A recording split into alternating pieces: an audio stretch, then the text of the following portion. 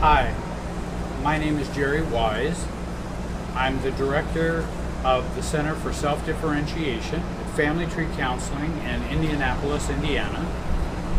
And I'm fortunate enough to be down here in Miami South Beach for a little working vacation. And today's video is entitled Adult Children of Alcoholics, Why Am I Always Stuck in the Past Over and Over Again? Having worked with adult children of alcoholics for say 36 years or so, and studied up and have been an expert on this subject, being trained in chemical dependency, family therapy, and learning about the syndrome of ACOA, or as some call it ACA, Adult Children of Alcoholics, Adult Child of an Alcoholic, that one of the things I found is that ACOAs tend to struggle with a continual reliving of the past trauma, dysfunctions, pains, wounds in their adult life over and over and over again, and they don't get out of that pattern. And again, something very important, if you learn nothing else from this video today, please remember, if you're stuck in your life or find yourself just recycling and going over and over with the same problems, it's because you are stuck in your past. And oftentimes, parents have gotten stuck, and one of the rules of family systems is whatever your parents don't resolve, they pass on to you for you to resolve emotionally. So we get stuck in that. Then we pass that on to our children to resolve emotionally. So the best way to change that cycle is to change us. So what do I mean by being stuck in the past? Well, there's a great quote by Leon Uris in his work Trinity, and he writes, "For you see, in Ireland, there is no future, only the past happening over and over." And that's my point about ACAs. For you see, for ACAs and ACOAs, there is no future, only the past happening over and over. When I say stuck in the past, when I talk about being stuck in the present, I mean repeating bad and toxic relationships over and over again. Some say I've dated the same guy 13 times, all with different names. We marry the same wife after 3 marriages. We stay stuck in our career and our jobs, and always seem to find the company that functions like an alcoholic family. We keep meeting and having problems with the same types of friends. They start out great, and then their overwhelming problems surface, and then we have more difficulties with our relationships.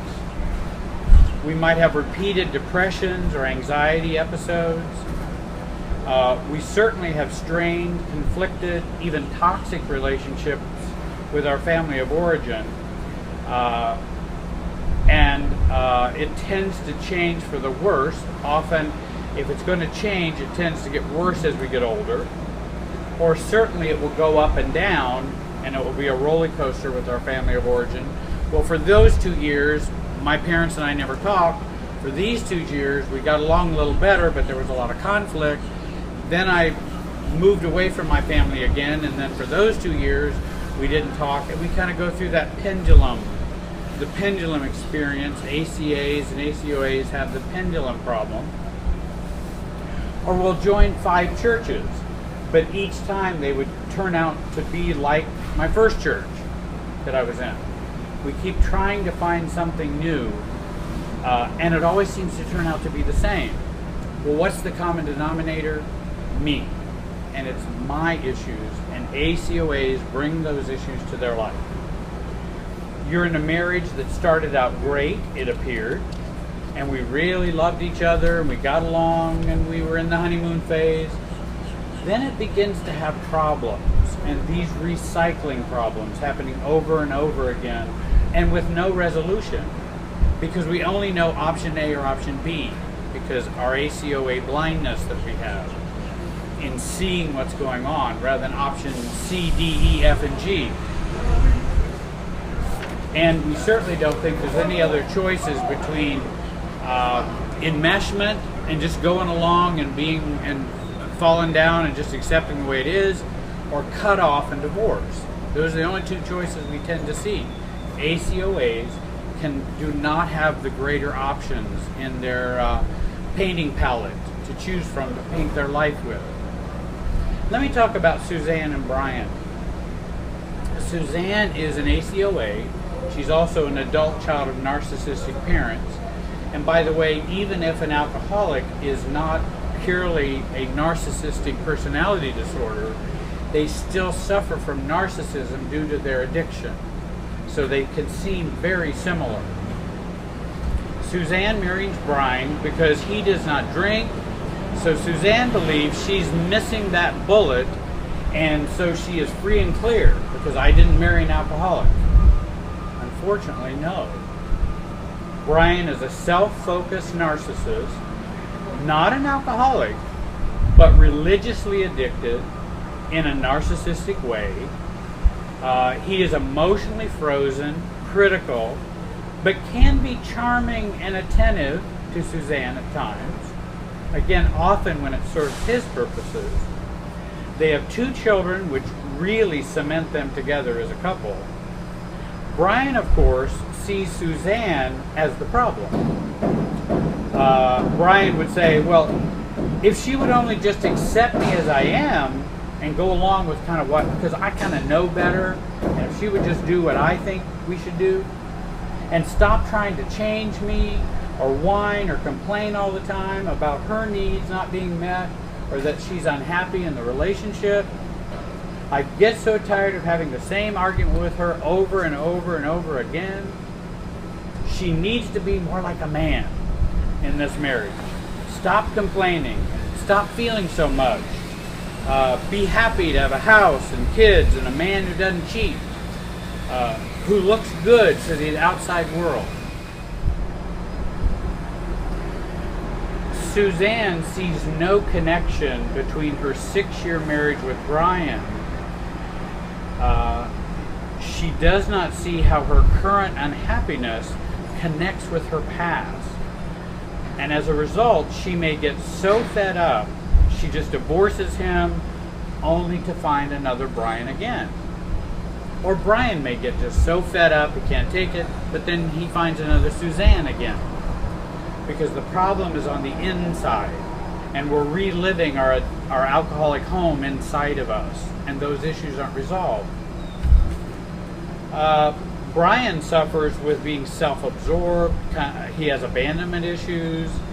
He's been traumatized when he grew up. His dad was very strict, successful, but just pretty critical, strict, kind of narcissistic. And so Bryan learned to cut off from all of his real needs and feelings, and has very little empathy for others because he doesn't know how to do that. He wasn't given that growing up. So he can't hear Suzanne in a very empathetic way. He doesn't know how. He just wishes she would not complain or just be happy. Whereas Suzanne overfeels, much like her childhood. She underfeels, or Bryan underfeels, much like his childhood. Neither Bryan nor Suzanne have any idea how they're reliving their past in this present marriage. We take the Zoom and see them in their marriage, and we widen it out to include our family of origin and the past. And that's where it becomes a much better map to work with to know how to address and change it. By the way, Suzanne is kind of the symptom bearer of the relationship. She's the one who has the problem. The whole relationship's hurting, but she's the one with the problem. She's the identified patient, we might say, in family systems and theory work. Much like a couple who has a horrible marriage and their teenager goes out and shoplifts. Their teenager has bad grades at school. Well, who's the problem? Who does everybody think the problem is? The teenager. The teenager's not the problem. The teenager is acting out the pain of the family, which nobody's talking about, nobody's resolving, nobody's doing anything about it. So somebody's going to feel, somebody's going to be the symptom bearer, we would call. Bryan has no clue what to do and just wants peace, just like his father did. He wanted her mother to just stop complaining and stop worrying about things, and I just want peace. And just like he felt as a kid, those patterns get relived over and over intergenerationally. This is one example of stuckness, or the past being relived over and over. They don't see the way out. They're playing roles they played growing up in their family of origin. They're having to try to resolve issues their parents left unresolved. Their family of origin in them is pulling the strings emotionally in their behavior. They don't see that that's happening. They wrongly believe doing more of the same or working harder with the same paradigm or the wrong paradigm will result in better outcome. No, it just results in more of the same, even if you work harder at it. If you have a screw, it won't go in as easily if you use a hammer. Not even if you hammer it harder, it's still not going to go in right. What you need is a new paradigm, and use a screwdriver. That will get it in, rather than using the same old paradigm in the wrong way. And again, doing more of the same is getting angrier, getting louder, more hurt, more poor me, more victim mode, more worry, more controlling, more demandedness, and somehow the couple feels those will help change the system or the marriage. ACOAs didn't get the memo. We are still stuck in having empty buckets waiting for someone to fill them up. Anybody, if they'll fill them up. ACOAs live on first base waiting for a home run. So what do I do as an ACOA? I need to first of all make some emotional and systems connections with your family of origin. I don't mean by that go interact with them more. I mean by that go learn about how your family operated and how it operates now. That's connecting with family systems. Learn the family of origin lay of the land. How did your family of origin operate when you were growing up? How does it operate now? Learn about family systems approach to family of origin and current relationships, your marriages, your friendships. There's some good books by Harriet Lerner, Jenny Brown, Andrea Shera, and if you send me an email to this email address on the screen, I'd be happy to send you a listing of those resources. Secondly, make connections to yourself.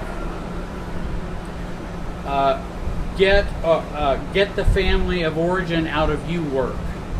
We do some work that gets the family of origin out of you. Do inner child work. And again, I can explain more about that if you work with me, or you can look it up online. Learn your feelings, to identify and express those feelings. Learn your boundaries. Become more self-differentiated. And there's a whole bunch of videos I have on YouTube, probably 130 or so videos, and look up self-differentiation. Take back your power work is very important. Heal your trauma or PTSD from growing up in an alcoholic home. Do that work. As ACOA, resolve your conflicts. ACOAs are often in conflict inside of them. They have a come close, stay away paradox and conflict. They have love me, don't love me paradox inside. Or love me, but I'm not worth loving. And that message, both messages are being sent out. They have an I love you, I can't stand you message that gets put out because of their inner conflict. And the communicate with me, but I don't know how to be heard, and I really don't believe anybody can communicate with me. Those kinds of conflicts makes for relationship problems. Lastly, make connections with support. Find an ACOA or ACA recovery group in your area. They're all over the country, all over the world. Find a therapist or family systems coach who understands your issues. Find like-minded friends who are wanting to grow and are open about their issues. Find healthier churches who will support you as a recovering person, not churches or pastors who are extremely legalistic or churches that are authoritarian. Again, you don't want to go to a church that's just much like an alcoholic family. Same way with jobs, same way with clubs. If you want more help with your recovery from a life of repeating your past, from feeling and experiencing the same problems over and over again, or you feel stuck in your ACOA recovery, contact me. My information's on the screen. I do Skype and Facetime sessions with people all over the United States, all over the world. Join our YouTube channel, Family Tree Counseling channel on YouTube. I want to thank you for watching today. Whether you live in Miami, or LA, or New York, Dubai, Scotland, or Canada, or any place where you speak English, give me a call and you can get the best help that's available for the specific problems that you have. And I want to thank you very much today for watching, and have a great day.